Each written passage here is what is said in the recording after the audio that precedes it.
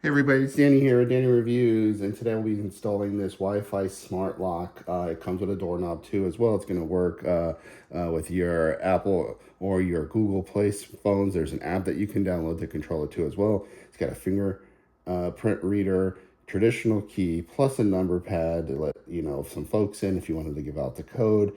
So I'll go ahead and get this installed and show you what that installation looks like. Shout out to Vice that has gifted me this. And you can see here you get a ton of stuff. They give you everything you need, so you're not missing anything. You won't have to run out to the hardware store. Installation manuals, cutout templates if you needed to cut out on a new door, how to install the doorknob. The doorknob's in here. Today I'm not installing the doorknob. I'll just be installing the smart lock. So let's go ahead and cut to that video. All right, here you can see this is a quick time lapse of me replacing the existing deadbolt with the new one, with the smart one.